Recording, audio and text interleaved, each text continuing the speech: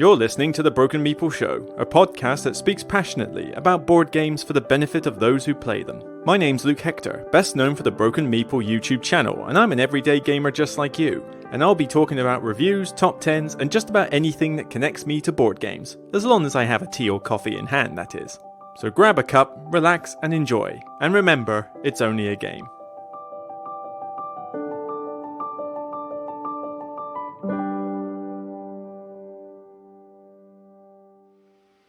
Hi everybody, welcome to another episode of the Broken Meeple. This is episode 49 now, coming at you from a thundery, rainy day in the UK. Hopefully we won't get any of that noise in the background. But yeah, we're getting into the summer and, well, as close to summer as it might as well be with climate change.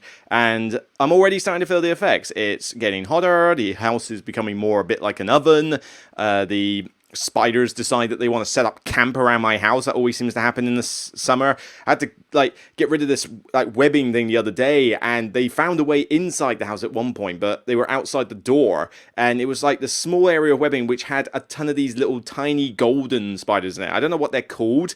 It's just basically like little miniature ones, and it's not that it freaks me out as much as seeing a big spider because I'm arachnophobic, but I'm sorry, seeing something like that is gross and horrible for someone like me to witness. So I had to basically tool myself up like a Ghostbuster with my vacuum cleaner and, a spray that I made out of cleaning fluid, water, and vinegar, because it's apparently so that white vinegar is kind of a repellent for them. So it's like, all right, fine. And basically go around in a massive spray, so half the house stinks of vinegar, and also hoover a bunch of them up. But it's time out of my day, and it's basically like, oh great, it's now summer. I get to live in a horror story for the rest of the season. I hate summer. When's it going to be autumn? Autumn and winter for the win for me. I like the cooler climates. Generally, though, things have been pretty good on the channel. Things are relatively steady at the moment. I would like it to grow a little bit more, but, I've only put out so much content lately, and they've been mostly express reviews, although very nice to see the top 10 worker placement games doing well, 15,000 views, although I'd still like it to be higher, really. I mean, especially for a very common topic like that. But saying that, it's 2 weeks old, it's still doing well, and as I say, I'm more interested in the fact that it's got nearly 200 comments on it, and 600 plus likes, and yes, 14 people who just want to see the world burn, but yeah, I'm just glad to see that one's doing well. The reviews since have been fine. I've done a review on Get On Board, which is actually a flippin' right game I can actually put my stock behind, but less than 1,000 views for something that's made by Sashi. The Caesar Express review, which was more of a negative review, well, not negative, it was more just dull. I just didn't have anything to really say about it. It just kind of bored me. But that one's surprisingly doing a lot better than most of my Express reviews, which is kind of saying something, really.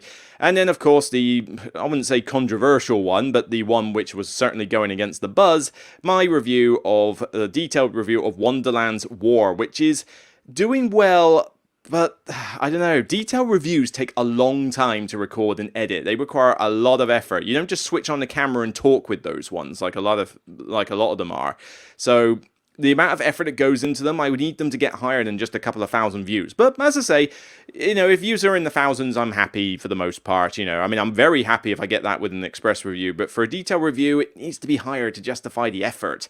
It makes me wonder if the detail format is working, but it depends on the review. If I scroll back down to a few of the ones I did earlier in the year, for example, detail review of Now or Never, that's over 5,000. Yes, that's taken since January, but at least it's doing all right. And then Arc Nova, which I think is on the other page. How well is Arc Nova doing? Arc Nova back in December, late December, 12,000. And yes, that's since mid-December, so that's not saying much, but still, it's good. I mean, it's really good. That's something I'm really happy to see. But yeah, I need to understand what the best to do with reviews, and certainly one idea I've had, and I'd like to know your comments on this actually, see if you agree with me, chaps, but the concept of live reviews. I've touched upon this in the past thinking like, ooh, should I, shouldn't I don't know if this would be worth it, but I want to distinguish myself from other creators, because otherwise, as I say, there's creators are a dime a dozen now, and if you don't find a way to create a unique selling point, you will just fade into the background. So I was contemplating, well, I do the detail reviews, and that works for top 10s as well. And certainly top 10s are not going to change. I want top 10s to remain as that detail format, the really good posh format, as well as doing the collaborations, which I know I've not done any collaborations lately. April was just really busy, but I'm in talks with Ninja Geek Games, Mark Monk. I'm in talks with Solo Playthroughs. I'm in talks with Jonah from One Pit Wonder again to do some collaborations. They're just quite busy. I might not be able to get hold of them until mid-June. So if there is a small creator out there who fancies being on the show and wants to do something for May time, then by all means get in touch. We could do a quick top 10. Failing that, I'm just going to have to do some live solo top 10s to get some live stream content in the works. But, get in chat, all right? But I wanted to idea the concept of live reviews because express reviews are just basically the equivalent of switch on the camera and talk for the most part, although I still put editing stuff, I still put the movie clips in, and that's never going to change. The movie clips are always a fun, distinguishing part of the channel, and it's just fun to illustrate the point with a bit of comedy. But, and if I can't write the best comedy in the world, then it's good that the comedy exists elsewhere. But with those, again, express reviews still take time to record and edit. The detail reviews, as I mentioned, take a long time to record and edit. And I've got a lot of games that I'm going to talk about soon in the next segment where I've acquired a ton that I need to get done.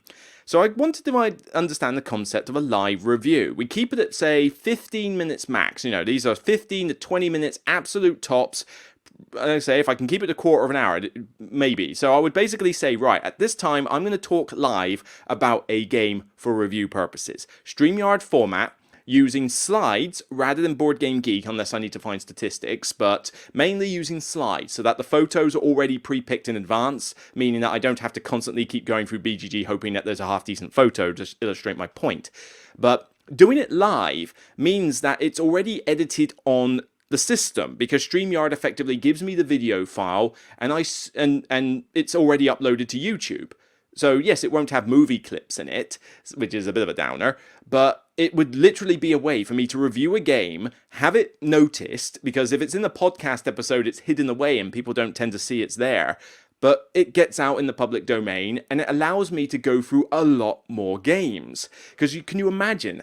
It takes me a good hour to record a detailed review, at least about an hour, because bearing in mind that's as much as I ad-lib everything, I still have to take breaks and cut and this segment isn't going anywhere, re-record. There are certain times I have to do that. So that's an hour, okay? And then the editing time could take anywhere between 3 to 4 hours to edit a detailed review. So you're talking five hours of time and the upload as well. So you're talking 5 hours worth of time to do a detailed review from start to finish. It's hard to find that length of time, really, especially with like a day job and all the other reviews and content I got to do in a social life. So the idea of being able to do something for 15 minutes, and the format would basically be that I get on and say hi to people, but mainly I just get on and talk rather than interact with the chat.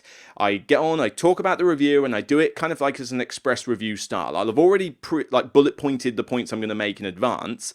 I talk live, I talk and give my review of the game, but then what it allows me to do, because it's live, anybody who is watching, and I don't expect hundreds of people to be watching my 15-minute live review, I mean, that's not the idea of it, but it's more that if anybody is watching, they can ask questions about the game that I haven't covered in the review, and I can discuss that with them. So I could mention stuff on the aesthetics of the game and talk about some components and artwork, but then somebody might ask, all right, well, what's the insert like? And then I can tell them there, live, what it's like. So you're not just getting my thoughts on a game, you're also answering any questions that I haven't covered. Because the danger of any review that anybody does is that you miss out critical points, and sometimes you do. So, there are some times where I've looked at a review and I've gone, oh yeah, I really should have mentioned that, but it's a bit late now. And you can't just record another segment and just insert it into the fact after it's done. So a live review would help with that. So I'm contemplating the idea it would be unique. As far as I'm aware, nobody else has done this. I mean, maybe some other channel out there has done the concept of a live review, but Dice Tower don't do live reviews. No, tell a lie. The Four Squares one. Are there Four Squares ones live? I'm not sure, but it doesn't really show that it's live, and they don't interact with the chat much on those. I don't know if those ones are live, but I'm not aware that a lot of other channels do a live review where they interact with the chat. So let me know your thoughts on that. If it sounds good, then I might do a few testers with a couple of Kienda projects that I've got. But yeah, we'll go into more detail on that later. The other thing I want to touch up on is just, it's a minor rant, but this kind of irritated me the other day. Now, I reviewed a game. Well, I didn't review. Sorry, this isn't a review. I'll get onto this a bit later because I'm going to talk about my experiences of playing the game. So why don't we, worry about that later and move on to a next segment, okay? So what I've acquired, different than what I've played, we'll get onto that in a minute, but I just wanted to talk briefly about a lot of stuff that's turned up on my doorstep because deliveries are a bit like buses, really. You wait around for ages, none turn up, and then suddenly they all turn up at once. Well, that's kind of what's happened with a lot of deliveries I've had lately, both from review copies, both from things I've bought, and things from Kickstarter. Everything is just turning up. In fact, most of yesterday, it was meant to be a chill day, and I spent most of it just unboxing things and testing out a couple of solo modes. So, yeah, there's only so much rest I get, really, doing what I do, but as I say, still good fun. But I wanted to touch up on some of those ones that I have found and just talk a little bit about that. So the first one I'm going to talk about is, and this is brief, I'm just going to say what I've acquired. So Carnival Zombie 2nd edition. I backed this ages ago, like 2 years ago I backed this, I think, and it's taken forever to make, and I must admit my anticipation for the game has died a little bit in that time. There is such a thing as something taking too long to get released. But now I have it, I have the deluxe version, and I'm a little concerned that it could be a bit of a regret. I don't know. I mean, it looks cool, and the concept sounds cool. A tower defense zombie game with cool artwork, and minis and that, and lots of different scenarios. The weird dexterity element. It sounds like something I would enjoy. But this is going to be quite a game to get into rules-wise. I'm going to need to find a specific group who wants to play this. The rulebook looks okay, but a little bit disjointed, so I'm not certain how easy this is going to be to learn. And I'm just a little bit concerned that I might have issues with it. But as I say, I paid the money. It's arrived. I'm definitely going to give it a try. But yeah, the hype has died a little bit. I mean, it's not exactly ranked. Saying that, this is 17,000 on Board Game Geek. This is the 2nd edition. It re-implements the first one, which you could never find, but then that one only got to rank 2,700. And this was something that got a Tom Vassell Seal of Excellence on the game. So here's hoping. I don't know. I mean, I'm hoping it's good because this sounds like something I should really like. But I hope it's not too much of a hassle to get to grips with. Sticking with Kickstarter games, there was also Sniper Elite, the board game. Now, I have no knowledge of the Sniper Elite video games. I've not played any of them, okay? I just know that you can do some really cool bullet time sniper shots in it, which always looks cool. But this one I grabbed because on a late pledge. So I've gambled on this one. I saw a Dice Tower playthrough and it looked pretty interesting. Having a 1 versus all again of the sniper trying to infiltrate these areas and with very cool looking maps that are detailed, different objectives. It all sounded pretty interesting. But what got my attention more was the fact that this was meant to be played in a shorter time compared to a lot of hidden movement games. Things like Theory of Dracula and Letters from Whitechapel and even my current favourite Spectre Ops are quite long. They take a long time to do and they're not short games by any means. So the idea that this one could be played in a shorter time frame and be soloable as well with a David Turksey solo mode in it is like, okay, he does overcomplicate some of the solo modes in it, but I thought, how complicated can you make a solo mode in this? And from what I've read of the rulebook, doesn't look that hard, actually. So I'm keen to give this one a try, both multiplayer and solo, and hopefully it turns out to be a hit. It's a gamble, and I'm hoping it pays off, because this could be a replacement for Spectre Ops if it turns out to be a lot shorter. Because what does it say, 40 to 70 minutes? Yeah, you tried playing a game of Spectre Ops in 3/4 of an hour, that ain't happening. Bit of chamomile tea. Yeah, so, gambling, got the deluxe version. They needed to spend more than 5 minutes thinking about how it would store in the main box, because it doesn't store in the main box with the insert, and it's got some of the most wasteful packaging I've ever seen. I mean, this is literally the box you get for the Sniper Elite Deluxe upgrades, okay? It is literally a plain box with nothing in it, and people like One Pit Wonder would have a field day with this, because this is already a fairly glossy box with, that's taking time to do. This is what is in the box, okay? I've taken all the pieces out, but basically you had 9 spaces for some minis, a little tray for some poker chip style things that you pull out the bag, and a small tray down there for a bag or something. I think it was it a bag or a couple of cards? I can't remember. That's literally it. This whole box had barely it had less components in this than Splendor, the game.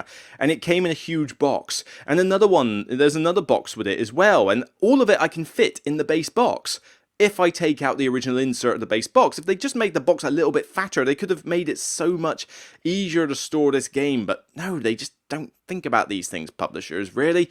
It just seemed like really wasteful packaging. But as I say, that's a side thing. Alright, next one that's arrived Kickstarter-wise, Architects Works of Wonder. Yes, I love Architects of the West Kingdom. Number 3 on my top 10 worker placement games recently. Works of Wonder could elevate it to number 1. I'm not joking here. The Works of Wonder expansion sounds like it adds a really cool new element with the influence track, the 2 characters going around the map, the wonders that everybody contributes to, but only one person's building each wonder, and there's a lot of cool stuff that this adds, without, by the sound of it, making it too complex. Add more apprentices, add more buildings, add more stuff to do, possibly even rebalancing a couple of things, because now the black market has another way it can reset, and there's some more characters that you can have, but then there's also ways to use influence to negate the cost of silver or virtue, which could be really cool. There's just a lot of good things, I think, going for this Works of Wonder. So I'm very excited to get this to the table, especially with a new solo mode. A solo mode that is essentially going to be more akin to something like the Viscounts of the West Kingdom one. So you have these AI boards, and I know this looks complicated as all get out the iconography, but I'm telling you this.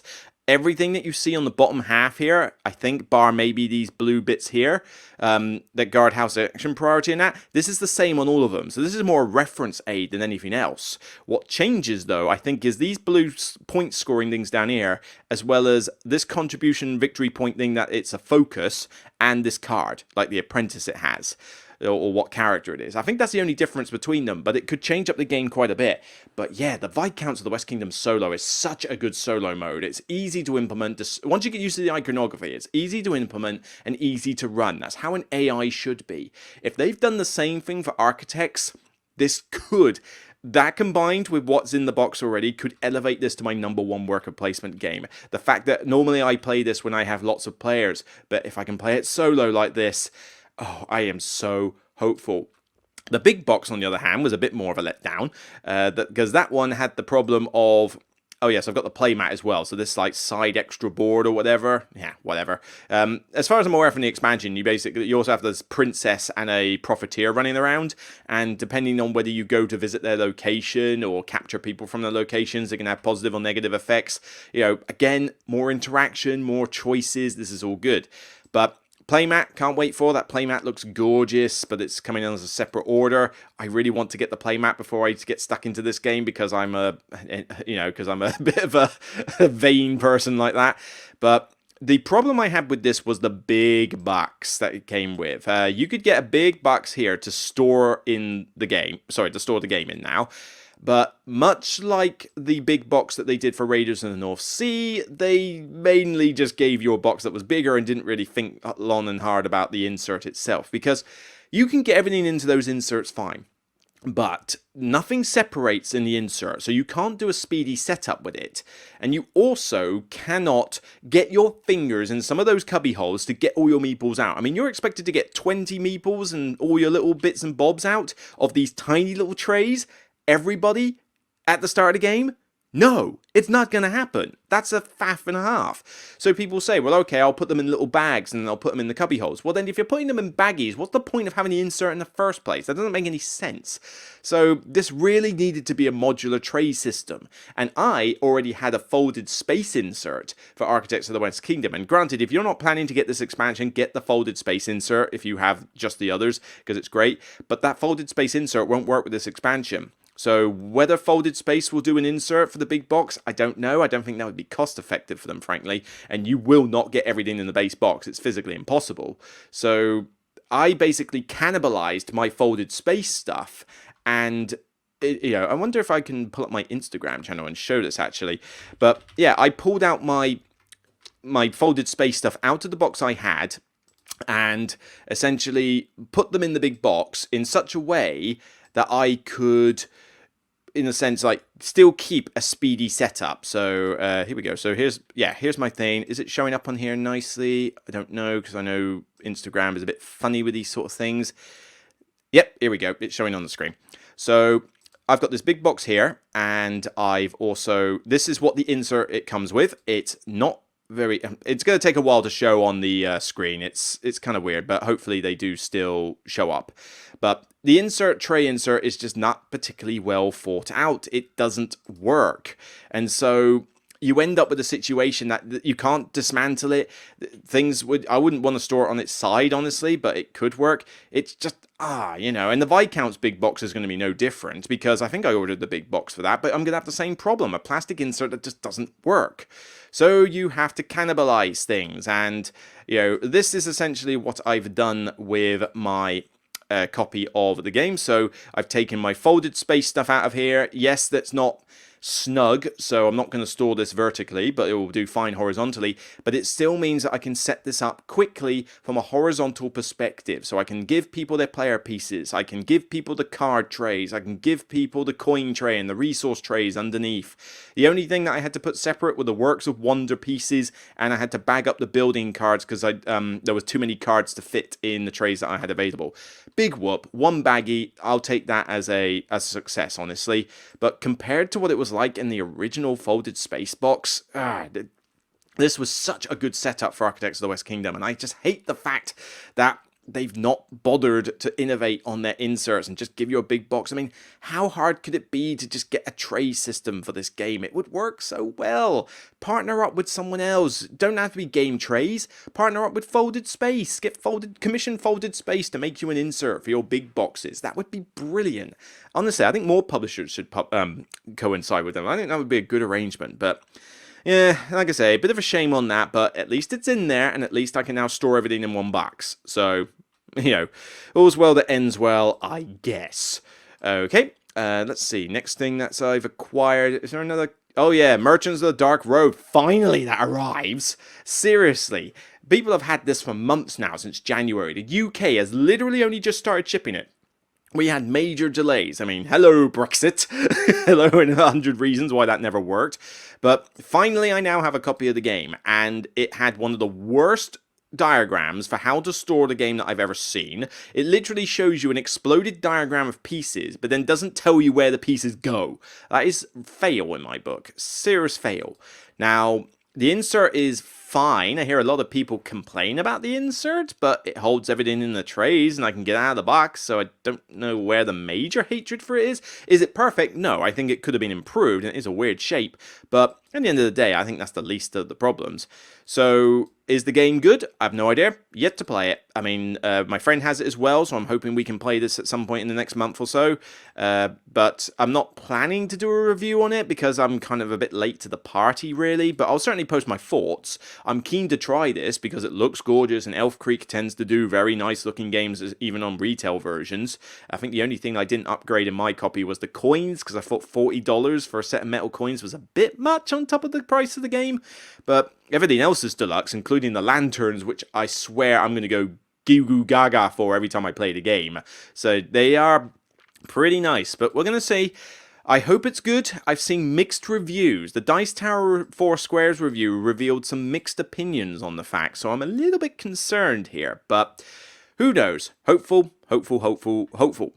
So, what else is right? Well, that's something for the Kickstarter stuff. So we're done with Kickstarter. Let's move on to a couple of games for review from Alley Cat Games. Dice Theme Park has arrived. I've already tested the solo mode in this, and it's actually pretty solid, from David Digby. And I've already played this as a prototype. I previewed it last year. And so I've got a retail version of the game that I'm going to review. This is basically a sequel to Dice Hospital, where you're running a theme park and the dice are the people who are coming to your park, and you're trying to move them across your tile board in order to go to the attractions and operate them to get points and money. But that puzzle, the spatial puzzle, is very satisfying, especially with this card mechanic that you have, where you have 6 different members of staff. You play 2 each round, and you get the number of the dice on the card represents your initiative value. So the initiative is whether you're going to go first in the round or not, and that's important. So you've got to base that with the other players. The money is what you get as base income, and then you get the special ability of the various characters that you can use. But then when the round is done, you pass those 2 cards to the player on your left, and you get 2 cards on the player on your right. Ginkopolis has a similar mechanic, which is another underrated game in my opinion, and I love this mechanic. I want to see it in more games. Please, if anybody knows any other games that use that mechanic, let me know. I probably might even have 1 or 2 of them, I'm not entirely sure, but they're not coming to my mind at this point. But this is a mechanic I want to see more often, the idea that you're drafting cards that you've played, so you've got this idea of, well, if I play it, I'm not going to see it again for a while, but then will my player to my right pass me it? I don't know. They're playing a lot of income cards this round, so chances are they need income, so I reckon I'll get those cards from them. But then, what cards am I playing to the player on my left? If I give them this card, they could go through that combo again. I might want to hesitate on playing that. But then I also want to go first. It's just a great decision-making process. So I'm keen to get this one played more in multiplayer in its full form, because bear in mind I've only previewed it in prototype form. So now that I've got the full game effectively, without the mini expansions and deluxe upgrades, this is purely a retail box, which is a shame. I kind of wouldn't have minded that, but doesn't matter. Retail box, I'm keen to give this one more plays. And on that front, we've also got the retail box of Eternal Palace. I previewed this and said it could potentially be a Kingsburg killer. So will it stick to that? I don't have the deluxe version of this, so I'm not going to get this funky model, which is a bit of a shame, but I have a retail copy of the game, and I'm keen to get this played multiplayer and solo as well, because I want to see if this actually does end up being a Kingsburg killer for me, because that would be a really good thing to showcase. But I'm going to do express reviews on these, express reviews or live reviews if you think that the concept could work. All right, we'll come back to this, but they're not going to be detailed reviews because Ali Cat have requested that I get this done before the UK Games Expo, and the UK Games Expo is literally in about 15 days time or so, on the same weekend as my brother's wedding. So you want me to play and review these games, they're going to be express reviews at most. There is no way I could get detailed reviews done in that time frame. But yeah, I'm keen to get this one played, so these could be 2 solid hits from Alley Cat Games. We'll wait and see. Oh god, this segment's been going on a long time. That's kind of helppful actually, because honestly the discussion topic's going to be relatively quick. But 2 other review copies from what we got here. Yes, from Kiender. Kiender, as you know, I still do stuff with Zatu, and we are going to do something, actually. Zatu and I are planning something I want to do a video where I talk about why Catan is still a good, fun game, because everybody likes to hate on Catan so much, and I still have Catan early editions on my shelf, but I want to do something with Zatu where I showcase off the 5th edition of Catan, so the refreshed versions, and explain what you get in base Catan, Seafarers, Cities and Knights, Traders and Barbarians, maybe Explorers and Pirates, I don't know, that's kind of a separate thing, but we'll see, it depends what Zatu are willing to send me. And I just want to do a video explaining why I still think Catan holds up to this day, so that's something we're thinking of doing in the future. And of course it will have a giveaway attached to it, so what we'll probably do is say that if you watch and subscribe to the channel and obviously like and comment on the video, you'll be able to request which one you want to win, so you can either win a copy of base Catan, or if you've already got base Catan and you want one of the expansions, you could request that that's the thing you win, and Zatu will ship it out. So we'll see about that. But Kiender has sent me 2 not 2022 games. These are relatively older games. One is 2018, I think the other one's 2020. But they're interesting little quirky games, and I'm interested to try these out. The first one here is First Contact. And First Contact is what I could consider to be a Codenames killer.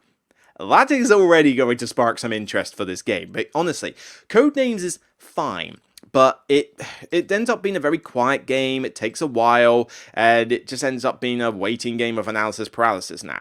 First Contact is this game from Cosmodrome Games where basically aliens have landed and they're trying to communicate with the humans, and essentially both sides are trying to decipher the language of the aliens, and it's done in a codename style setup. You have these cards with the pictures and the names on them, and what happens is that everybody's got a little chart behind a screen with symbology on it, and the symbology equates to a certain word, but it's in different layouts for different players. It's a team versus team, sort of. One alien and one human will win, but there could be multiple humans and, in fact, multiple aliens, depending on the number of players. So the humans are sort of working together, but not. But then so are the aliens players. And what's happening is that the humans are basically describing certain words on the table with the codename stuff. And then the aliens are trying to figure out, all right, well, that symbol probably means this, that symbol means that. It's hard for me to explain. I need to play the game more. But what the aliens can then do is on their dry erase pad, they can write down up to 3 symbols on the pad and try and communicate that they want a certain card in the middle to be offered to them.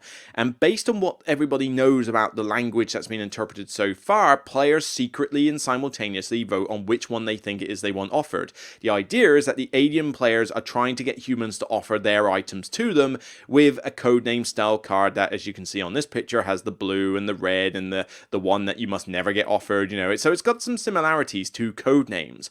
But in the one play I played of this, there was already far more interaction. There was much more thematic immersion, because the whole idea of deciphering an alien language actually makes sense. Not to mention it raises a few cool jokes and references that you can make. The gameplay was relatively smooth. There was definitely some thinkiness to it, and it generated a lot of banter and laughter. And can be played with up to 7 players. So you can have different numbers on each side.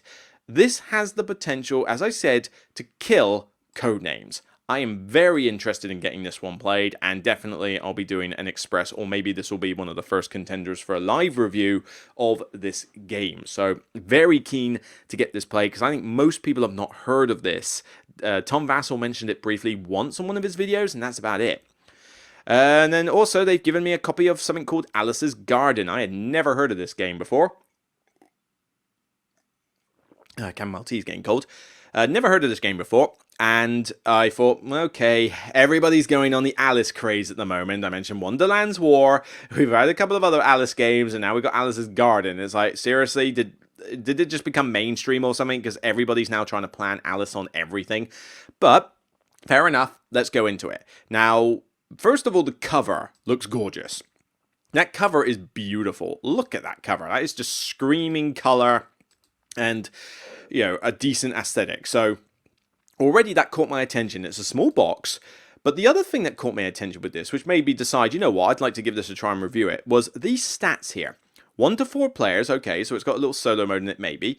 30 to 45 minutes. Weight 1.2. Now the weight rating means nothing for me, but I got a basic showcase of the game from Fran, who runs Kienda, the UK thing. And it basically is a polyomino tile laying game where players choose, I forget the exact rules of it, but basically you've got these beautiful bags. I mean, look at it. You've got 8 or so of these bags here with this cool logo on it and a shape of a piece. And basically, I think it's something like if a player chooses a particular bag to get a piece out of, and then several pieces come out of it, and then players take it in turns to draft one of those pieces. So other players are dictating what tiles are available, and you have to do with it. But the symbology on these things, I mean, it's smallish, so if you're bad eyesight, this might prove to be a little bit of a problem, but it keeps it a small table presence. But you essentially are laying them on your board in this kind of Red Queen style fashion, tile laying. And the various pieces, the artwork and that, score in different ways. So, there's not many pictures of this game, so there's only so much I can show. But, you've got the toadstools that score by having clusters. You've got the chess pieces that score by being in certain formations. You've got the roses that score in another way. Trees like to be spaced out. They're fairly simple scoring mechanisms, and they're all on the bottom of your board. But basically, you just keep going, try to fill up your board. You play so many rounds or so many turns, or maybe somebody's completed their board. I can't remember what the end game condition is. And then total up the points. This sounds like a nice, neat little game, especially as it looks beautiful like this. But they were selling it for £15, £16. And I think this will probably only be like a £20 game at tops. Wow! in a day and age where games are getting stupidly expensive, this reminded me of a game I actually taught at the convention last week, Forbidden Island. Okay, Forbidden Island from Gamebrite. It staggers me how cheap that game is. That game is like £18, £15 or so. You can buy it dirt cheap. And when you look at the production quality of that game, I don't know how they make a profit on it.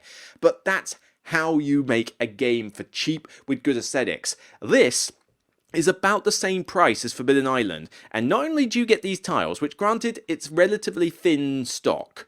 It's not like they're going to bend in your hand, but no, these are not thick, chunky tiles, but honestly, they don't need to be. But you've got the small board that's clear as day to use, but you've got all these bags, green felt bags with this custom logo on it. And like, what do you have, like 7 or 8 of them in the box? That's for £15 to £20. How do they do that? Staggers belief. And this is from, it's got a couple of distributors, but the main one, that the reason Kendra got it, I think it's Maldito Games, and they're a Spanish firm. But this is phenomenal production quality for a £15 to £20 game. So that caught my interest as well. But Baron Park is one that I've sung the praises of as being like the best group polyomino game for gateway gamers. This could, I'm not saying it could replace it, because they both feel like different games, but if this one could be done quicker than Baron Park, we could have a new contender for one of the best gateway level polyomino games out there. So I had to get stuck into this one and find out. And like I say, I'll get it played. It's not going to take me long to get this one played enough times. A 30-minute game, and I'll be able to churn it out in the space of a couple of days in terms of if I can get different groups together. But wow, this has got potential. You know, I could be setting myself up here for disappointment, but I don't know. This is promising. This could be one of those hidden gems that I like to find. So we'll see on that front. Right, that's enough for acquisitions. As you can see, I've got a lot on my plate right now, and that's before we even think about the fact that I'm contemplating doing a detailed review for Perseverance, which I've now given enough plays to do a detailed review on, but I can't do 2 videos for it because it would be too problematic. So it would have to be a detailed review that to keep it to a 20-minute or so length, I'm going to have to basically, it's detailed, but I've got to cover 2 separate games with it. But there is linkages between both games, so I didn't want to do 2 videos because it felt like some of the bits would just repeat themselves. But I didn't get this as a review copy, so this is me doing it out of my own free will. But will a detailed review of Perseverance be wanted? Because most people who have this game are just going to be the die-hard gamers, big Euro gamers who got this on Kickstarter. I don't know if this is going to appeal to the masses, so I'm in 2 minds. Do you want me to do a detailed review of Perseverance, or would you prefer me to just do a live review or talk about it on a podcast episode? We'll see, because this one could be a bit of a time sink. That rating that I've got there could change, but that's kind of where I'm sitting at the moment on it. But, you know, that's for another time. Okay, let's get off this segment, because I just realized I've been spending 40 minutes of this podcast on just stuff I've got. So we're going to have to move a little bit. So let's move on to Dead Reckoning. Dead Reckoning is the game I have played. Finally, I have played it. My friend showed me it. This is the 3rd in a series of games. It's not really a series. It's the 3rd card crafting game that John DeClaire has done in association with AEG. I have Mystic Vale on my shelf, and I have Edge of Darkness on my shelf, and I love both games, particularly Edge of Darkness. I didn't back this one, though, because the Kickstarter got to somewhat ridiculous levels in terms of like the price of it, and I thought, do I really need 3 games with this concept, especially as this one looked like it was going to be another long game to play, not to be played with anybody just off the bat, you know, it would need heavy gamers, and I thought, I don't know. And I'm not a massive pirate nut, you know, I can get into the theme, but pirates are not the first thing I'm interested in when it comes to thematic settings, so I passed. So I was keen to find out if I would have Kickstarter regret from not backing this. My friend has the deluxe version, she's got all the bells and whistles in it, but we just played a basic game of this with the deluxe pieces. And the deluxe pieces are gorgeous. Metal coins, these barrels, the crates, there's no like denying that the production quality of this game is sound with this cube tower boat for combat and that. And the artwork is pretty stellar as well. So this is a really good production, not going to lie about that. The gameplay was fun, but I do have some issues with it, and my friend had a similar verdict as well. I want to play this more, because I did enjoy it overall. I mean, I think I gave it a 7 or an 8 when I was playing it, so I still think it's a good and great game, but I have concerns. This is first impressions only, okay?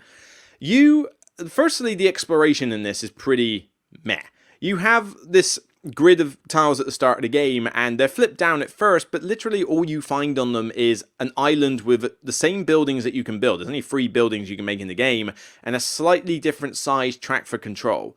That's literally the only difference. The only other difference is that you get one of the advancement cards on each one, and they go up in like power by the level as you go further out of field.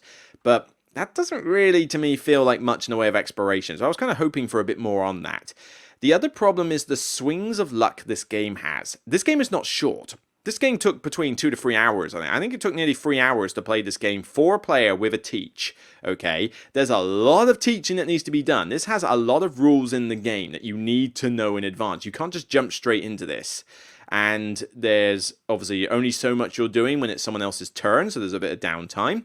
But the problem I had was the swinginess of luck, and I mentioned this with Wonderland's War, and I'm going to repeat myself here. Luck is fine in a game, okay? I have no problems with luck and randomness, but the game length needs to justify itself for being that long, and when it comes to luck, it has to justify the amount of randomness it has. If you played a 3-hour game where you made nothing but strategic choices, but then at the very last minute, the winner was decided by a dice roll, that would suck.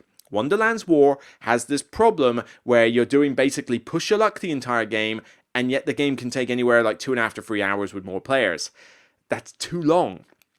And, you know, by the time I'm done, by the time I get to the 3rd round in Wonderland's War, I'm done, really. I've played 2 acts, I've had good fun, but we got another round to go? I feel like the game should have ended by now.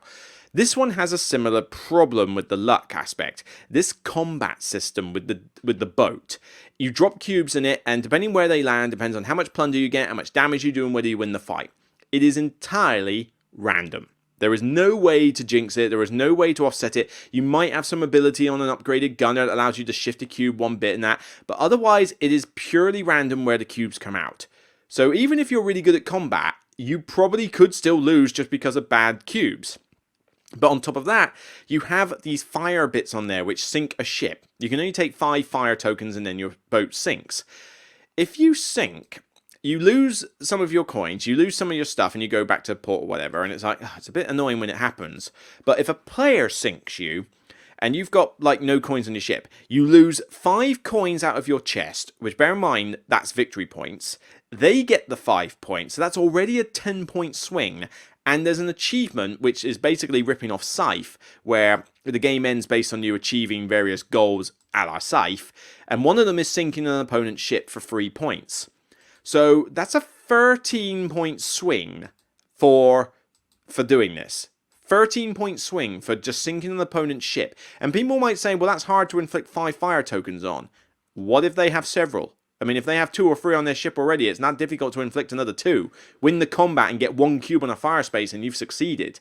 You know, you can only repair yourself so quickly in this game, particularly with 4 players. So, 13-point swing.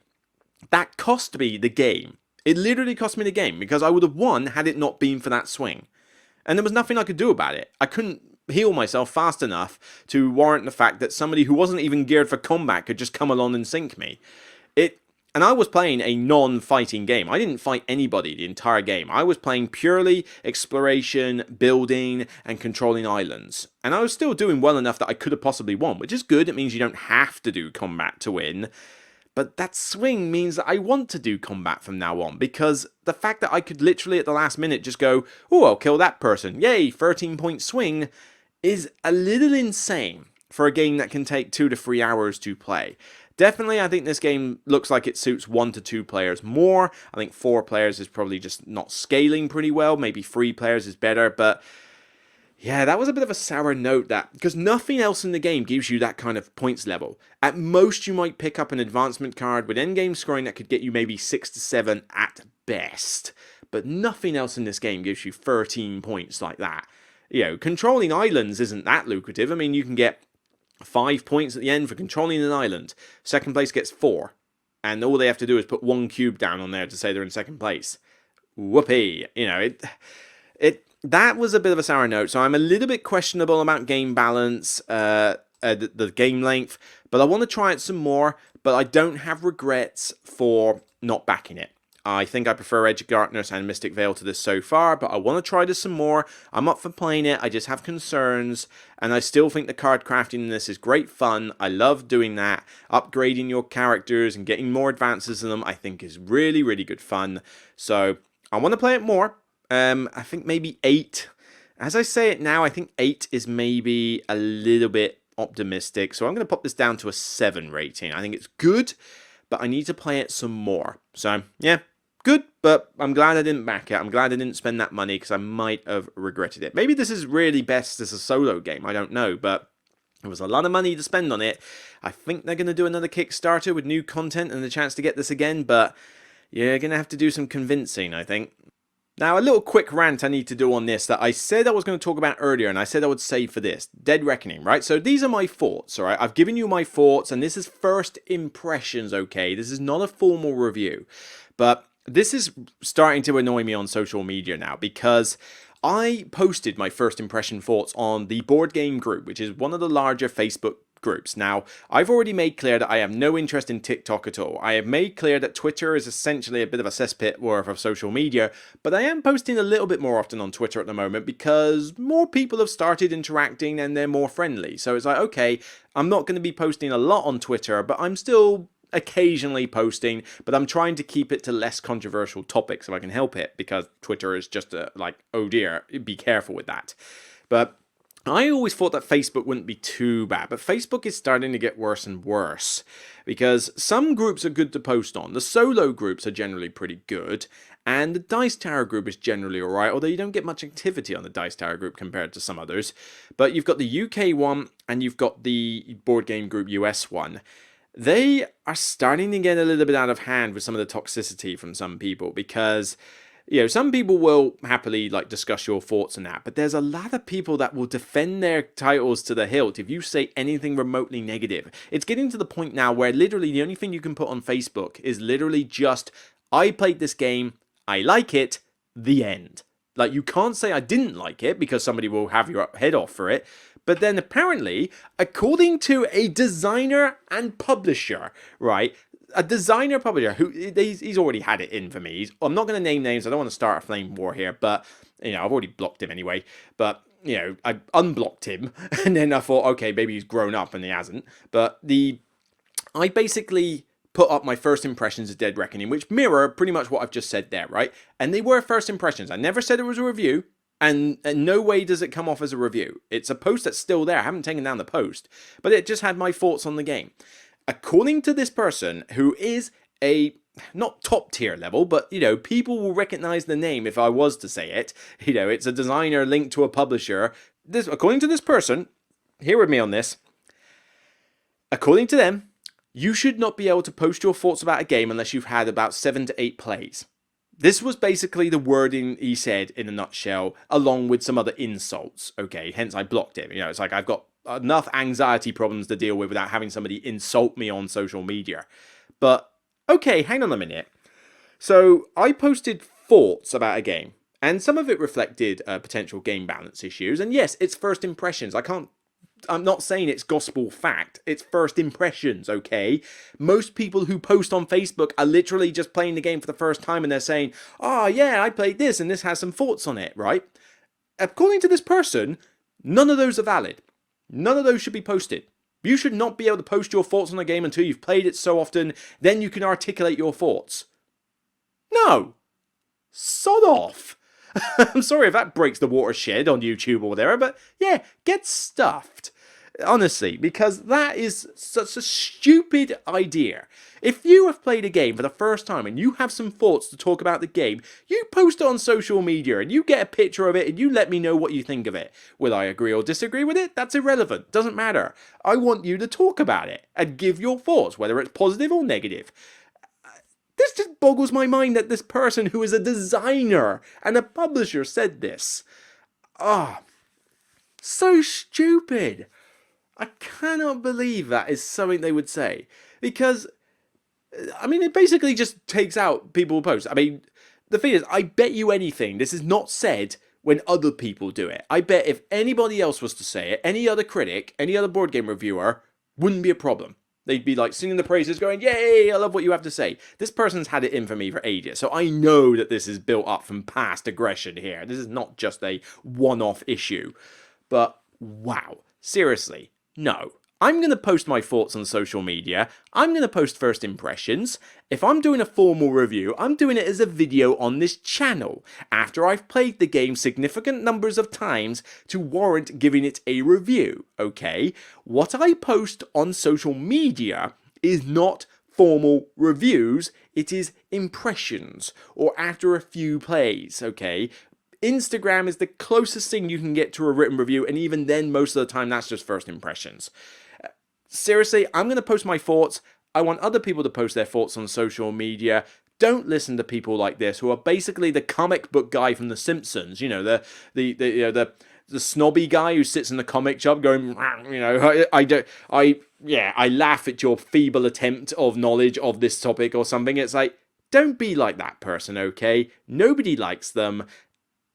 Just, going to a rant, but had to say it. It drove me nuts to hear that, and I put my sort of venting out on Twitter, and I'm actually surprised that on Twitter, of all places, people were actually really supportive. But I posted it on my Facebook page, and people were really supportive there. I even got hugs, which was nice. But I posted it on Twitter, and people agreed. They said, yeah, that comment makes no sense. Why would anyone say that? Nobody was saying a disagreement. And this is Twitter. I expected to get my head ripped off for posting something like that on Twitter. But, yeah, like I said, I'm not naming names because I'm not starting a flame war here. But, you know, that just really, that wound me up a bit. And saying that Facebook is really getting to a point. I'm posting less on Facebook at the moment because the toxicity is still there. And, Instagram is the way forward, I think. I want more people to follow my Instagram channel. I really want that to boost up. If you're on Instagram and you haven't followed me yet, please do, because a lot of my posts are now being focused on Instagram for social media, because I'm posting a lot of posts each day. I mean, there are some people who post like literally a post a week. No, I'm posting like 2 or 3 things a day half the time. And it could be anything from an unboxing to, my thoughts on a game. Detailed, not detailed. I still need to learn a bit about the algorithm and hashtags and all that, but I'm doing it. And Instagram, everybody's friendly. Everybody's just so welcoming. People will comment. There's the odd spam person on there now and again, but whatever, it's not harmful. But yeah, everybody is just there to have a good time and talk about games on Instagram. And it's just such a decent social media platform. So my focus has gone. Instagram is my highest focus. Facebook after that, but with some caveats, because I'm always afraid sometimes to post my reviews on the Facebook pages now. Because firstly, a bunch of people will probably just ignore it anyway. But secondly, I'm just afraid that I'll post a video there, somebody will watch it and then start going all toxic about it. But then, can I even post my first thoughts now about a game without someone going toxic? I don't know. This is not how gamers should be, people. We should be better than this. This is the kind of thing that people should be doing videos about and getting worked up about, okay? This stuff's important. You know, because it doesn't just affect me, it doesn't just affect reviewers, it affects people, and just general gamers. If you're getting into games and you've played something for the first time and you post your thoughts on a group and then somebody attacks you for it, how are you going to feel? Is that going to make you want to progress with the board game hobby? No, it'll put you right off. So, yeah, people, grow up. So let's move on to some news then. Okay, and I'm going to go and talk briefly about these news. So let's go into some basics. Firstly, a thank you to Artipia Games. This isn't really news. I just wanted to do a little shout out here. But Artipia Games are delayed trying to get their big box and nostalgia expansion out for the Pursuit of Happiness. It's a shame. I really want that big box. I played it twice at Baycon recently, and I really want that big box, you know, even more than the actual expansion. But they did an update, and bear in mind, I'm not a backer of this game, so I don't get these updates, okay? I did some video content for them. Go check out my videos where I talk about all the expansions, and they're going to send me these as, as a request. But I'm not a backer, so I don't get these updates. But they put an update recently that my friends told me about, literally only a few days ago, where they have watched my top 10 worker placement games video, and they've linked it. Yeah, it's on their update. So Pursuit of Happiness was on there. I can't remember where I put it, 8 or 9 or something. You know, it's in my top 10 worker placement games for sure. And 8 or 9 might not sound much, but bear in mind there's a lot of worker placement games out there and ones I really like. I could easily do an 11 or 20 of this and they'd still be 10 really great games. And I could probably do a top 50 worker placement games and still get really, really good ones. So to be in my top 10 is a pretty big deal. But yeah, they linked the card, they linked the video, and yeah, and did their thanks. So, you know what? You know, thanks for sending that. It's nice when publishers go out of their way to do this, because I didn't ask them to link this. They did this of their own accord. You know, there's a lot of publishers who won't even put one of my old reviews on their Kickstarter page when I've already reviewed the base game. It's like, seriously, I gave your base game a good review and you won't even bother to put it on your Kickstarter page. Oh, sorry, I'm not as popular as Quackalope or Rado, but, you know, it's nice when a publisher just does it. So, thanks very much. What makes me sad, though, is that the comments here are mostly talking about the fact that the box is going to be a shape that they're not as fan of, or the delays of getting it out. So, it would have been nice if somebody had made a nice comment about this, but no, like I say, it's there. Thank you. I really appreciate it. They have all Days of Wonder have decided to do. I know the pictures on my thing do seem to be a little bit on the slow side with updating. So if they, there we go, that's better. But Days of Wonder have announced another Ticket to Ride small box, San Francisco, whatever, I guess. I mean, New York and Amsterdam I was met on. I have London. I do think this is a good idea for a series. You know, Ticket to Ride in 15 minutes went down very well at the convention, Comic-Con I was teaching games at. The ability to play this with 15 minutes really appealed to a lot of players. And I have London for that purpose. But I don't need this to be a series where there's 10 of them, because I don't think you need 10 of them. But we've got one with San Francisco, set in the late 60s, I think. It's another colourful map. You're supposed to be able to do it pretty quick. It'll be a small box, and it will have some quirk about picking up souvenirs. What else can you really say? It's a small box, a Ticket to Ride. It will be good. I don't see it being bad. But yeah, if you're trying to collect all of these, or if you just like the colour and theme of it, then by all means, grab it. It's the funky late 60s, although some of these characters on the front do creep me out a little bit. And finally, for news, oh no, second to last, I don't normally talk about this sort of thing, but I just thought that this was a really nice thing and I wanted to mention it. First, let me down my tea. Tea bag trying to go in my mouth there. Right, that's better. Oh, I've been talking a while. So, Asmodee have launched this new line called Access Plus. It's an idea of making games as universal as possible. So they've got a few titles here like Dobble, Cortex, and Timeline. Now, I like Timeline, I don't particularly like Dobble, and I don't know about Cortex. But what they're trying to do is they're effectively repackaging a bunch of their games to be more accessible to people with disabilities. So they want to make it as universal as possible, and this could be cognitive, emotional, social, behavioral disabilities, and it's basically designed to stimulate those functions and spark positive emotions, foster social ties, while allowing, you know, people with disabilities to enjoy some board games. You know what? Good on you, Asmodee. This is a nice gesture, all right? I like the idea of this. I mean, there are charities. I think there's like Games for Tots or Games for something. I can't remember.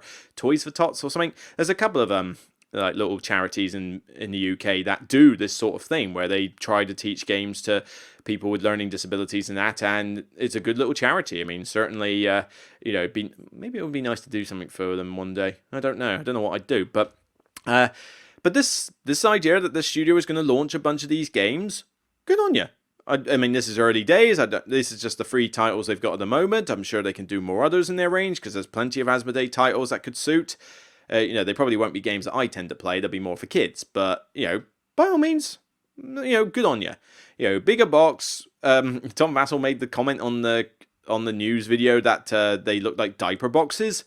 Not having kids, I'm not exactly sure if that's a valid comparison. But, and like I say, they look pretty bland in terms of their appeal box-wise. But, yeah, you know, I'm up for this. You know, I'm not going to be reviewing these and stuff like that because I don't know the first thing about playing games with those with learning disabilities. I'm not an expert on this, so don't expect me to be able to do that kind of thing. But I'm just, you know, round of applause. You know, I think this is a really cool idea, and I'd like to see it do well. So hopefully it will. We'll see how this pans out in the coming future, really. But yeah, I'd like to see this become a thing. And then finally, briefly, and as I say, I think my discussion topic is going to be very short on this episode, and to be honest, it probably will, so Lord knows what I'm going to title this episode, but I just want to briefly talk about news-wise the UK Games Expo Awards shortlist. So I'm not going to talk in detail about these awards like I normally do, because it's, you know, there's only so much I can say about a lot of these titles, because a lot of them I haven't heard of, but look, if you're in these categories and you've a chance of winning, then good luck, good on you. I'm not hating on it for that, but I feel that the UK Games Awards are not, I'm from the UK and I'm saying this, but the Games Expo Awards are not exactly something to write home about, because they do pick some really obscure titles that no one's ever heard of. So I don't know what the choosing process is for this, but I feel that whoever compiles the shortlist needs to have done more than 5 seconds worth of Google research on some of these games to work out if they even fit the category. Because some of these I'm just like, what? I mean, best abstract game. I have not heard of anything apart from Great Plains. Now, they are abstract games as far as I'm aware, although I don't know about Great Plains. But Deck Chairs on the Titanic and Tactiki, I've never heard of these two games, so are they good? I've no idea. But then you get Best Accessory, and you've got a Tyrant board game backpack, you've got a Tome of Spell Holding for like a RPG, I think, and then you've got the insert for Dinosaur World from Folded Space. Now, I'm the first person to shout the praises of Folded Space for inserts, but it just seems really random that this one insert for this one game is suddenly highlighted. I mean, what other accessories are there? But here's where some things really get my goat. Best Board Game American Style, right? First one, Unfathomable, I'm going to mention, right? Reprint of Battlestar Galactica, Cthulhu theme, luck, social deduction. That's an American style game. Perfect? Fine. That can fit into the category. Brace yourselves. Outre and Living Forest. What? Seriously? What? Has anybody played these two games? I have. They're not American games. Outre is a co-op Euro game. Living Forest is a Euro game through and through. None of these are American style. And granted, you could debate for ages about the distinction between Euro and American style, but I ain't got time for that now. But those are Euro games. How did they get into this category? It doesn't make any sense. And it gets worse. I mean, the best board game, Eurostar, is actually probably the most accurate of the lot here. Batoku, Iki, and Lost Ruins of Arnak. Now, I hope Lost Ruins of Arnak wins, because, frankly, Iki is fine, but it has its issues, and Batoku I only thought was average, so, I hope Lost Ruins of Arnak wins. But at least that category works. Then we get Best Board Game Strategic, right? Masters of the Night. I have never heard of this game. It's from Ares Games. I hear nobody talking about it, and yet this is up for an award. The Thing, the board game. Isn't The Thing meant to be a social deduction, like team versus like the Thing game, like hidden traitor thing? How's that strategic? That doesn't make any sense. But then Get On Board. Get On Board, as in the small, yellow, flippin' right game that I reviewed the other week. Okay, it's a good game. It's not a strategic game. What? You flip a card over and then make a decision tactically. It's a tactical game at best. Because you flip a card and you have to react to what card is flipped. You can't strategize exactly what you're going to do in the game. This is in no way a strategic game. How? Best card game, General. Cultivate, Dungeon Decorators, and Star Scrappers Orbital. I have not heard of any of these three games. Were there really no other card games that could be considered? But here's the fun bit. Dungeon Decorators is a tile-laying game. It's from Slugfest Games, and this is here. There's maybe a few cards in it at best, but you are literally building a dungeon out of tiles. How is this in the category for card game? What on earth? Best card game strategic. Shamans, Mini Rogue, and the Lord of the Rings LCG Revised Core Set. Kind of odd to put the Lord of the Rings set when it's basically just a reprint of content, but like I say, it's a good strategic card game, I'll go for it. No idea on Mini Rogue, and Shamans is actually an interesting little game. I've got it now, and it's a good little hidden gem, but strategic? I don't know if I'd call it strategic, but like I say, it'd be cool to see that win, because I think Shamans needs a little bit more buzz. Children's game, Block Nest, Moonlight Castle, and Quacks of Quedlinburg Dash. Here's another thing, though, that we're going to get onto here, though. It's not just whether they fit the categories. It's how long have these games been in the public domain to actually get played? Quaxon Code Quedlinburg Dash hasn't even been released yet, has it? Maybe it's been released in Germany and it's been out for a while, but I've not seen it anywhere in America or UK or any of the other big markets, so how did this suddenly get put up for an award? And Best Dice Game is another idea. Under Falling Skies, great. Good contender, that has a high chance of winning. Now, as much as I am saying that I'm going to review these next two games, and I do have respect for them both, Dice Theme Park and Eternal Palace, both from Alley Cat Games, I mean, well done for having two games in the award, they're not released yet. They haven't even fulfilled to Kickstarter backers. So, how are they up for an award? Who's played this? Who's played them? Is it literally just a voting committee of about 5 to 10 people that play these games and decide they should be the best? How? Surely some public domain should, public consumer play should factor into these. If it literally is just 10 people who vote on these, then that pretty much destroys the entire concept of an award, frankly, in my book. But if it is just a bunch of 10 people, then surely one of them owns a computer and can Google search what an American board game is. I don't know. And then you get other ones like a digital hybrid game, Descent and Destiny's fine, although I wouldn't really vote them particularly highly. Best expansion, Lost Ruins Varnak, Leaders, Taverns of Tiefenfall, Open Doors. Seriously, has anybody talked about this expansion? And Undaunted Reinforcements. If that doesn't get won by Expedition Leaders, I'll call foul. Best family game, Llama Land, Chronicles of Evil, and Necropolis. I've not even heard of those last two. They do get some weird ones in here. Gaming, novelties, miniature range, miniature rules. These are ones that I've not played anything from, so I wouldn't know anything. And same for the RPGs. I mean, I have no idea if any of these RPG ones are good. It's not something I do anymore. Best party game, Last Message, Match 5, and Secret Identity. Really? I mean, did they put things like Just One and So Clover on last year? Because surely that would probably get more of a ranking. I don't know. I don't put much cop in the UK Games Expo Awards, frankly, because I come across such weird disparities like this, and it just puts me off them. But as I say, other people might have different opinions, and that's fine. I mean, what do you think? Do you give this one a lot of credit? Do you tend to ignore the UK Games Expo Awards? And as I say, if you're in these awards and you have a good chance of winning, then good luck to you. I'm not going to say that being in this award is complete garbage. If you get an award at the end of the day, it's an award. It guarantees more sales, and it gets your game noticed more. So, by all means, good luck to Czech Game Editions, good luck to Yellow Games, good luck to Alley Cat Games, Studio H, Fantasy Flight, for some of these games that I think should win some of these categories. But in Folded Space even, I mean, their inserts are great in general. I don't know about Dinosaur World, but by all means, they should just win Best Accessory for the fact that they are such a good company. So, I would give them that. Certainly over a Tome of Spellholding, whatever that's meant to be, but oh well. As I say, that's just me. So, right, finally, and this is probably going to be a very brief topic because I'm already up to an hour with this podcast, but I just want to talk briefly about the Kickstarter problem that we got at the moment. So, Kickstarter has gone through some controversies, as we've noticed, and the problem is that shipping costs have gone crazy around the world. I've already mentioned last time about Marvel Zombicide and the palaver that's happened with this. There is apparently a similar thing going on with some of the Alley Cat Games stuff, with the Autobahn. There is other games where the shipping has gone ridiculous, but there's also the pricing issues. Like Kingdom Builder, for example, has a Kickstarter at the moment, which is basically just a pre-order thing, but it's basically like an upgrade kit in that.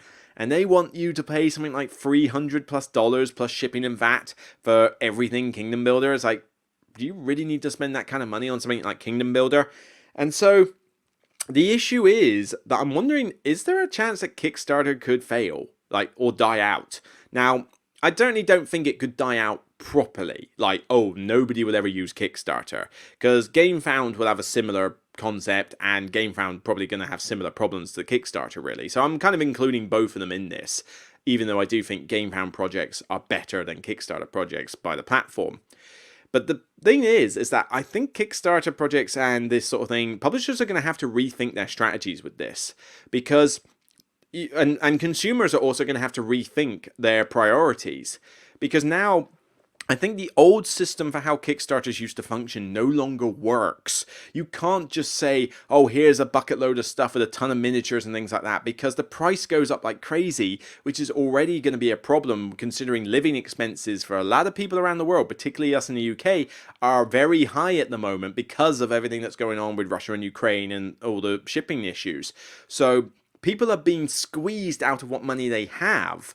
On top of that, the games are getting more expensive as a result. So do you need to spend that much money on some of these games? The shipping is now making like the whole idea of getting it in advance not particularly worth it for that cost. I mean, if you're spending $200 on a game and you've got to spend another $100 to ship it, was it really worth $300 in order to do that?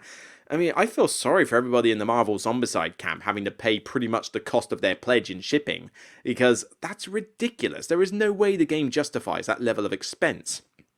And that alone is already going to price a lot of people out. Pre-orders, we're getting wise to the fact that people use it as a pre-order system, and normally it would be like, well, okay, you can get some cool deluxe add-ons, but not always. Not every single one does. Garphill Games do not put a lot of extra stuff in their Kickstarters. They basically say, look, this is effectively a pre-order. You can get metal coins if you want, but that's about it. Apart from that, what you see is what you get. And at the moment, retail places are getting it quicker than the Kickstarter backers by a small amount. So the whole original concept, which was you could pre-order it or back it, and then you got it first before the retail people did, doesn't happen anymore. Rarely do you get that situation, unless it's pretty much exclusively not going to be on retail. But there's a lot of occasions where you order something, the retailers get it first, and you have to wait more time to get what you thought was going to come earlier. So suddenly that advantage is out the window. People, I think, just need to rethink now. I think publishers need to take a new approach. You can't put these overly expensive Kickstarters up anymore. I mean, there's going to be a bunch of people that will fall for anything you do, and that's a shame, really. I mean, it's no different from sports gamers with EA and things like Madden and stuff like that. It's basically, there are people who will still get suckered by anything these days, but I just don't think that you can do this kind of thing. You've got to start making more cost-effective Kickstarters, or consider not using it. I mean, if you're a small publisher, indie publisher, and you really do need the funding, that's fine. But I think big publishers maybe need to start stepping away from Kickstarter and start just bringing stuff out on retail. You can bring out a retail and a deluxe version, fine. But you kind of need to just do it that way, because we don't want to pay all this extra shipping. Because if I just wait for it to come out on retail, I can get a game that's perfectly good. And I never say that you have to get the deluxe version in order to have the game and enjoy it. But you'll be able to get it just at the same time, and you'll be able to spend a lot less on it because it's already gone through all the import stuff. So, I mean, you pay extra shipping to get it on the Kickstarter project. That shipping probably isn't as high as if you just bought it from within your own home country. So suddenly you've just basically eroded any price advantage. Certainly for consumers, I recommend that the best thing you do on every Kickstarter project now, and I might even start doing this, is back it at £1, $1. Back it at the basic level so that you don't get any extras at that point. Wait for the project to finish, and then when the pledge manager goes out, you edit your pledge manager and see whether you still want the game at that point when the shipping is known. So what you effectively do is you save yourself the problem of getting stuck in the situation that the Marvel Zombicide crowd has. You can evaluate at the time the pledge manager comes out, are you still that interested in the game? Yes or no? Is the price worth it? Yes or no? Then you can just edit your pledge and you get in. Because people don't do early bird offers anymore, so that's a thing of the past. So whether you back it at $1 and then up it later, or get the high price first, makes no difference really at all to anybody. So I hope that publishers don't start doing early bird offers as a way of fear of missing out, because that would be dirty. I would consider that dirty practice, and it might put me off backing your project. But yeah, I think that's a good way for consumers to act in the future. But high shipping and the price of games and the pre-order nonsense, I think, yeah, Kickstarter projects are gonna... I don't think it's going to die out properly, but I think it could whittle down. There's got to be a limit. There's got to be a limit of tolerance for consumers. And the only way publishers will think twice about doing something one way is with the wallets. Yeah, because it's all about profit at the end of the day. So the main reason like video game companies like EA will spout out garbage, live service games and mess up things like Battlefield, the new Battlefield being a disaster and putting microtransactions and everything. The reason they still do that is because people will still buy it and people will still give them money. If people didn't give them money, they wouldn't do it. It's because it's so lucrative. So it's the same with publishers. If they know they're going to get a ton of money out of it, then they're going to do it. It's not like they're going to stop. Certainly Cool Mini or Not's not going to change their practices anytime soon, although given what happened with Marvel Zombicide, if they don't change their practices, I'd like to hope that people would start wising up a bit. So, yeah, I'm certainly going to think twice about most Kickstarters. I mean, granted, I've had a bunch of them arrive, but this was stuff from the last year. But I'm going to be looking at Kickstarter projects with a fine-tooth comb now. In fact, there's one recently, the new Sleeping Gods one. I've got Sleeping Gods on my shelf, and I really like it, okay? But the new one, Distant Skies, I didn't back it. No, I didn't back it. If I can get a review copy, I'm just going to get a review copy because a big comparison is the deluxe and retail versions. Is the deluxe edition really that different that you had to spend extra money on it? Likelihood probably not. The upgraded version of Distant Skies, I think you can get metal coins, which, to be fair, the coins in Red Raven games not usually a big highlight. And maybe there's a little bit of extra content, like the weird sort of side scenario. But again, do you have the time to play half of this content? I can only play that like once or twice through, and then I'm kind of done because there's no way I can physically play it that often. And the same's going to be for all these big campaign games. So I decided not to back it. I figured I'll wait because the retail version is going to look good. It's going to be great. It will come out when it does. If I can get a review copy, even better. But even if I have to buy it with my own money, it will probably be cheaper doing it because I won't have to pay the extortionate shipping. So why not just wait? And yeah, I've got some stuff arriving. I mean, Tindania I backed earlier, and I did bottle and buy Deep Rock Galactic. I originally wasn't going to because of how much it cost, but Group Pledge came up. It was $20, $30 cheaper to get on the Group Pledge, and it's Deep Rock Galactic. I've played 400 hours now into that game. I'm playing it more at the moment because of the Season 2 stuff and all the new weapons that I want to collect and try out, but I still love that game. Of course I'm going to buy the board game of it. I mean, that is a self-indulgent purchase. I know that for a fact. But other ones I've done, I mean, I did that, what was it called? Life or Earth? I think it was called Earth, the tiny little card game that had all the pretty scenery on it. But that was a cheap Kickstarter. I mean, cheap Kickstarters I'll still probably go for if they don't cost that much money. But big ones, I mean, I've got Perseverance over there, right? I backed that on Kickstarter. Cost a fair amount, and I've played it, and I do like it overall. But I'm having Kickstarter regrets about buying it, and I feel like I didn't need to get the deluxe version. I mean, yes, it's all great to have dinosaur miniatures, but it's not like the standees suck. It could have saved me a lot of money, and then, I don't know, I need to start practicing what I preach with some of these decisions, but yeah, I think Kickstarter's gonna have to change. Will it change? I don't know, but I hope it does. I think publishers need to try different ways of doing their projects, maybe stop using Kickstarter if they don't need it, because honestly, a bunch of these big publishers do not need to use Kickstarter as a platform. You know how popular your game's going to be, but indie publishers use it fine, but people are going to have to start thinking about their shipping hubs, and they're going to have to be more upfront with the costs. They can't just say, oh, shipping will be calculated later or something. It's like, no, you need to know well and truly what the costs are going to be in advance, because people are going to start wising up. They're going to be hopefully less keen to splash out all this money at you. You got to change your tactics. And consumers, you need to consider your priorities. That's all I'm saying. So yeah, it's not going to die. I don't think it can die, but I do think it could go through a radical change in the years to come, and I'd be interested to see how that works. So yeah, just a brief little discussion on that topic. I'd be interested to know your thoughts. By all means, let me know in the comments. So yeah, 1 hour and 12 minutes. I'm going to wrap up there. Thank you so much for listening, everybody. Remember, by all means, check out the description for the code and referral link for kiender.co.uk if you want to save yourself some money on your first purchase of games, as well as, help the channel by getting me more review copies and stuff to put out content for.